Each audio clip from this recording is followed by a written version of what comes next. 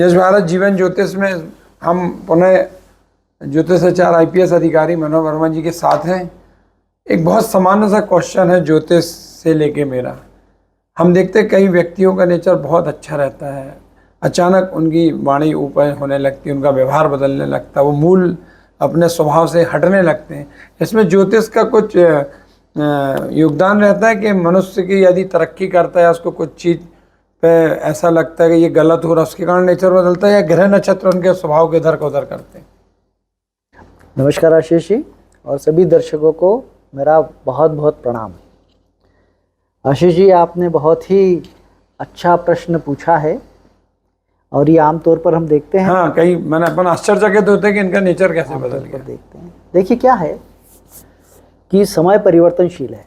नहीं, एक चीज़ और बीच में टोक रहा, पूरी बात है यार। कई बार मैं ऐसा भी देखता हूँ, बहुत अच्छे लोग आपस में चल रहे हैं, ऐसा लगता है इनकी बहुत प्रगाढ़ संबंध है, लेकिन वो भी अलग अलग होते दिखते हैं। बिल्कुल आप सही कह रहे हैं।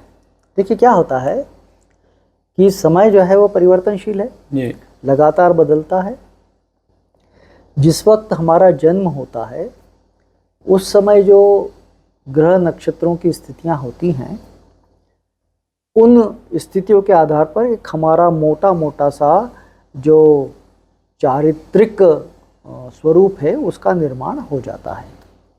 कि जिस वक्त हमारा जन्म हुआ उस वक्त में लगन क्या थी, उस समय में चंद्र कहाँ पर थे, और उस समय में जो बाकी के हमारे और प्लैनेट्स हैं, सूर्य, मंगल, बुध, गुरु, शुक्र, शनि, और जो छाया ग्रह हैं राहु केतु, ये कहाँ पर थे। तो उसके आधार पर एक हमारी पूरी कैरेक्टरिस्टिक्स जो है वो तय हो जाती हैं कि भाई हम ऐसे रहेंगे। तो इसलिए कुंडली देख करके पता लग जाता है कि भाई ये आदमी जो है आमतौर पर खुशमिजाज होगा, विनोदी किस्म का होगा, या एकांत प्रिय होगा, बहुत ज़्यादा ऊर्जा वाला होगा, या बहुत ज़्यादा जो है शिथिल होगा, ये बोलने में कुछ कटु बोलने वाला होगा, साफ दिल का होगा, या कुछ थोड़ा सा डिप्लोमेट टाइप का होगा, देखने में कैसा होगा। ये सारी चारित्रिक जो स्थितियां हैं ये उस समय के आधार पर तय हो जाती हैं। उसी आधार पर ये तय हो जाता है कि ये आदमी जीवन में क्या करने वाला है, कहाँ तक जाने वाला है। इसी क्रम में मैं आपको बताना चाहूँगा, एक आमतौर पर लोग पूछते हैं, आपके भी मन में प्रश्न होगा, दूसरे भी होंगे, कि भाई अगर सब कुछ भाग्य ही है तो फिर कर्म क्या है, कर्म करने से क्या होगा फिर। तो ये देखिए बहुत अच्छा जो है ये एक प्रश्न है और ये सबको समझना बहुत ज़रूरी है। भाग्य और कर्म दोनों ही महत्वपूर्ण हैं। ये ज्योतिष जो है, एस्ट्रोलॉजी, ये बिल्कुल ये नहीं कहती कि सब कुछ भाग्य है। इसको आप ऐसे समझ सकते हैं कि जैसे आपके पास में गाय है, आपने खूंटा गाड़ दिया, खूंटा गाड़ करके आपने उसके गले में एक रस्सी बांध दी, ठीक है। अब वो रस्सी बांधने के बाद ये उस गाय के ऊपर है कि वो वहीं पर बैठी रहे या वो उस रस्सी के दायरे में कहाँ से कहाँ तक। हाँ, तो ये जो भाग्य है उसने ये एक आपका एरिया बना दिया कि भाई ये इतनी बड़ी रस्सी है तो तुम वहाँ तक जा सकते हो, लेकिन अब तुम वहाँ तक जाओगे या नहीं जाओगे ये तुम्हारे कर्म हैं, ठीक है। तो ये इतनी लिबर्टी जो है आपको दी है कि भाई आपको हमने प्रॉमिस तो दे दिया कि तुम वहाँ तक जा सकते हो, लेकिन अब ये तुम कैसे डिसाइड करोगे, कैसे जाओगे, कैसे। वो गाय के ऊपर है कि वो जाना चाहती कि नहीं जाना चाहती, नहीं जाना। आपको जगह तो अच्छी दे दी गई, दे दी है, ठीक है। तो ये बस इसी तरह से होता है कि जब आपका जन्म हुआ, कुंडली बनी, तो तय हो गया कि आपके लिए ये योग हैं, ठीक है, आप यहाँ तक ये बनोगे। अब उसके लिए प्रयास तो आपको करना पड़ेगा। भाई अगर शेर जो है ये सोच ले कि मैं बैठा हूँ यहाँ पे और वो हिरण आकर के मेरे पास आ जाए और मैं उसका जो है आहार कर लूँ, तो ऐसा तो होता नहीं। उसको शिकार तो करना पड़ेगा, तभी वो जो है भाग्य कर्म 50-50 माने अपन। तो वो जो है ऐसे 50-50 मानेंगे, 60 नहीं। देखिए इसको जो है इस रूप में हम ना बांटे, हम ये देखें कि हमारे लिए उन्होंने तय कर दिया है कि भाई तुम इस रास्ते जाना है, इस रास्ते पर जाओगे, ठीक है, ये क्षेत्र है तुम्हारा। अब उस क्षेत्र में कहाँ तक जाओगे ये तुम्हारे कर्म है। आपको ये आपके कर्म हैं। जी। ठीक है, जैसे किसी को कह दिया राजनीति में जाओगे, तो राजनीति में आप चले गए, अब राजनीति में कहाँ तक आगे बढ़ोगे, ये आपको तो ये आपके कर्म हैं जी। कि आप कितना कर्म कर रहे हो, तो कर्म का फल मिलेगा। तो ये दोनों चीजें जो हैं मिल करके एक दूसरे की पूरक हैं, ये जी जी हाँ बिल्कुल। एक दूसरे की पूरक हैं। तो जैसा आपने प्रश्न किया कि आदमी बदल जाता है, हाँ ये क्या है ये इसका? मूल विषय है हमारा। तो अब देखिए क्या हुआ कि ये एक तो प्रॉमिस हो गया, जब आप जन्म हुए तो आपकी कुंडली के हिसाब से कि भाई आपके जीवन में आपको ये मिलना है, ऐसा मिलना है। फिर जैसे जैसे आप बड़े होते जाते हो, जैसे जैसे समय गुजरता है, तो ये जो ग्रह नक्षत्र हैं, ये ग्रह नक्षत्र सब लगातार भ्रमण कर रहे हैं, घूम रहे हैं। तो जब ये घूम रहे हैं तो इनके घूमने का जो प्रभाव है, वो प्रभाव भी आपको महसूस होगा। जी ठीक है, कि हाँ भाई अब ये जैसे अभी देखिए धूप है, गर्मी है, तो आप गर्मी महसूस कर रहे हो। फिर आप जो है कभी आपको लगेगा रात हो गई तो फिर आप रात महसूस करोगे, कभी ऋतु बदल जाएगी तो आपको जो है ठंडक महसूस होगी, वर्षा महसूस होगी। तो समय के साथ ये परिवर्तन जी होता है। बिल्कुल।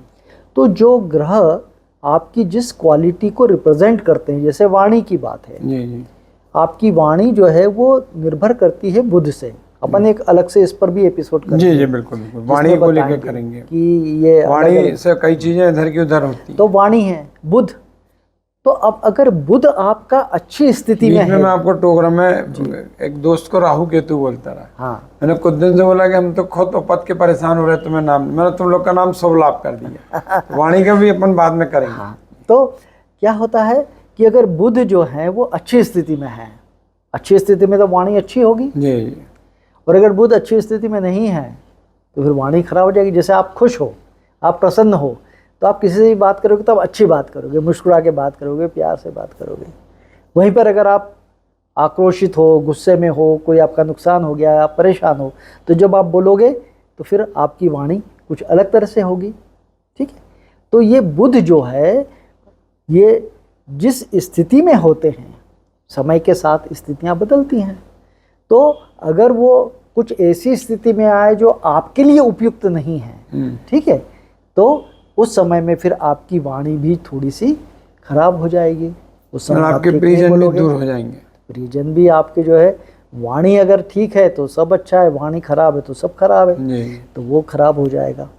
इसी तरह से आपका जो व्यवहार होता है, तो वो व्यवहार भी समय के साथ ग्रहों की जो अनुकूलता और प्रतिकूलता होती है उससे डिटरमिन होता है। जब हमारा जन्म होता है, जी जी हाँ बोलिए। हाँ जन्म के समय चंद्र जिस नक्षत्र में होते हैं वो हमारा जन्म का नक्षत्र होता है। मान लीजिए किसी का जब जन्म हुआ तब चंद्रमा पुष्य नक्षत्र में थे, अपन नक्षत्रों पे भी बात करेंगे बाद में। तो पुष्य नक्षत्र जो है अब उनके जीवन का सबसे महत्वपूर्ण नक्षत्र हो गया। ये पुष्य नक्षत्र जो है यही इनका पूरा जीवन निर्धारित करने वाला है। जी तो जब वो पुष्य नक्षत्र में है तो पुष्य नक्षत्र के जो स्वामी हैं शनि, वो शनि ही उनके जीवन की शुरुआत करेंगे, और फिर उसके बाद में इन सारे ग्रहों की अलग अलग दशाएं आपके जीवन में आती जाएंगी। तो जब जिस ग्रह की दशा आ रही है उस दशा के अनुरूप आपको फल मिलेंगे। कोई ग्रह ऐसा है जो आपके लिए अनुकूल है तो उस दशा में आप तरक्की करोगे।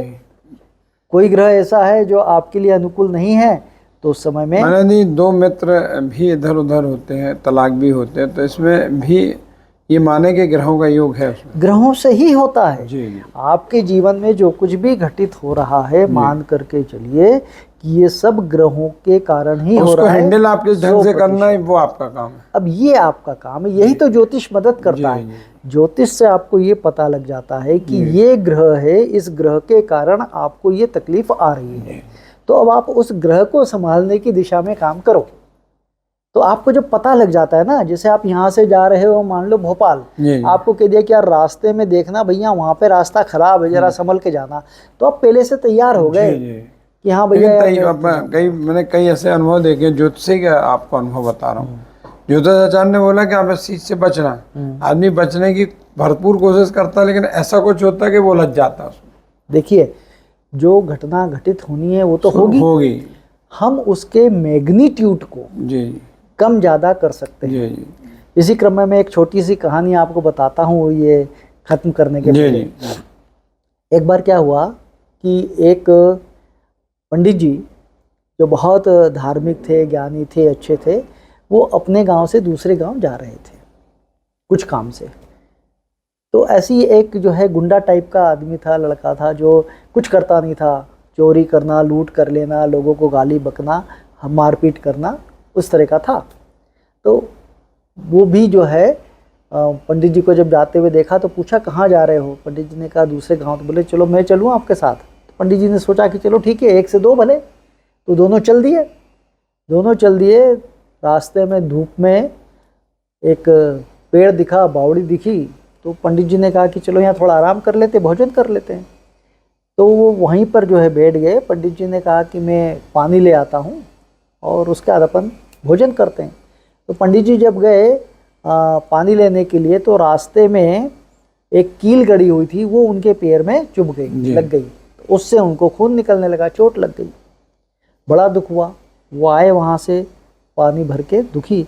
तो उन्होंने देखा कि ये जो लड़का था, जो बहुत ही दुष्कर्म करने वाला लड़का था, वो अपने हाथ में एक सोने की गिन्नी लिए हुए बड़ा खुश होकर बैठा हुआ। उन्होंने कहा ये गिन्नी कहाँ से है तेरे पास?